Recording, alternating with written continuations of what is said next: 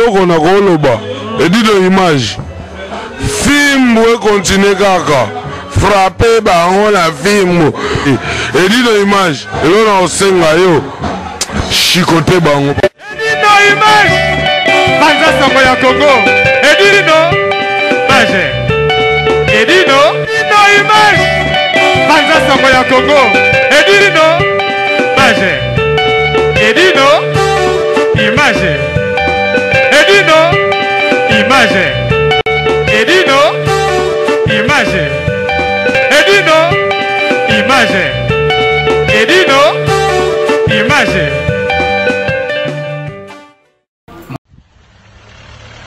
Tu vas à Saint-Denis, à Paris, tout le monde a 4 à Paris, tout le monde a carré garé, les rois d'Iré, phénomène est sauvé. Tout le monde a rayé, on a tout quitté. Ouais. On a tout le monde a tout quitté. Restaurant Ewaka, chez Maman Jeannette, au numéro 7 du boulevard de Brandebourg, à Ivry-sur-Seine. Ouverture tous les jours de 13h à minuit. Accès facile, RRC, station Ivry, prendre bus 125, 180, 323 ou 325, arrêt Gambetta. La cuisine africaine à l'honneur, des plats préparés à la demande, à consommer sur place ou à emporter. Du poisson, malangwa braisé ou liboké, poulet braisé, des brochettes, mori makayabu, cabri ntaba braisé, liboké ya mungulu, mafé, accompagnement, banane plantain makemba, chikwans. Numéro de réservation 06 46 01 63 85.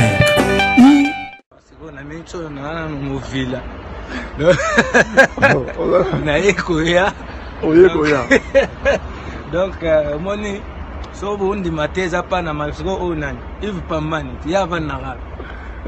Ya vanara mi mwana poto tongo. Motu, donc ba fait malubadu. Mbana poto tongo na minute bango nemba ya minga. Donc tout ça déjà à na kacha na ville Saint-Denis. On a gare à Saint-Denis na minute. Après kolongwa wambamo H na ibis pa na ozala ibis hotel. Nangele. Donc nangé. Place ba joueur à Stade de France bapanda. Bavanaka. Donc nangé to kitawana kalate bana kin ngamopi mwana kin. Bande bana kin. Bande ko partout monde entier. Salute yango wana le phénomène et sauver les rois d'Irir après avoir kozwa coupe ya tous ces cas meilleur comme artiste et comédien meilleur humoriste moi tour c'est que ce jour car na pas na mapona opim sama mutu donc minga olobet coupe ngo yetu aina ngwawa to présenter ngo bana mikili ba mona coupe donc c'est bon. Ah, quand on a 4 gare à Saint-Denis, ils sont arrivés à phénomène sauvé. Il n'y a rien à dire. On a 4 gare à Saint-Denis. On a un dégassement. On a un théâtre qui n'a pas qui peut gare qui va carrer. On a un donc il a fraîche à tout de suite na katia. Ma belle à France. On va dire tout. Après 3 ans. Parce que Betty sous moi tout et ça la moi bientôt mon dans ma famille mais si ba tout bana mikili tout ba mbote belé na lela bino fort moi te na salika na bunda pona ya otala bino bana mikili na lela bino mabe ba sœur ba vrejo ba mère ba père ba leki ba yaya bana na biso donc ba tout mbota trop le phénomène les rois d'Irir. Donc, donc partout, Ali Bamboti. Tout ce qui est vraiment, il y a ça. Ah, tu vas à Saint-Denis, à Paris. Tout le monde a 4 à Paris. Tout le monde a carré garé. Les rois d'Iré, phénomène est sauvé. Tout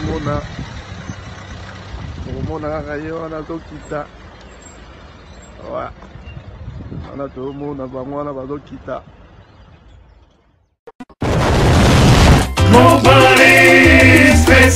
ya Patrick Malwavendi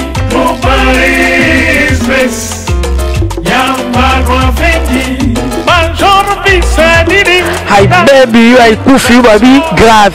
C'est chaud. Eza ya koyinda umela soko oye na agence ote veut dire umela te. Global Express, c'est Patrick Malwavengi, Rue Lion numéro 25. Baby agence ya grave, agence ya munene.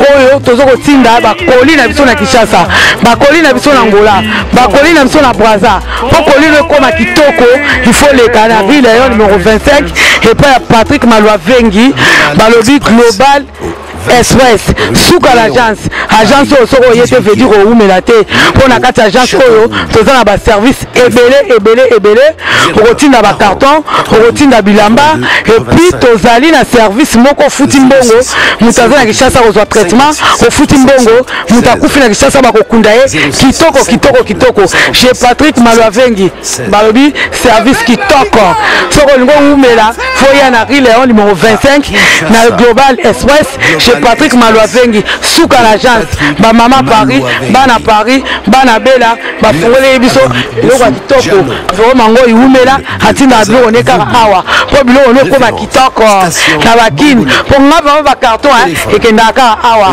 ba bilianda mutina ndam vraiment ngo ya ndamba tinda ndam so ekende na Kinshasa alors po ekende kitoko boya l'agence na biso na Global Express chez Patrick Malwavengi Rue Lion numéro 25 bala poto boya bo umela so bo yete fedi bo umela te ay baby ay kufi mama l'agence agence aboye besoin na nte yango yo ba melembi na kati ya Château Rouge et esika obunga te Rue Lion numéro 25 umela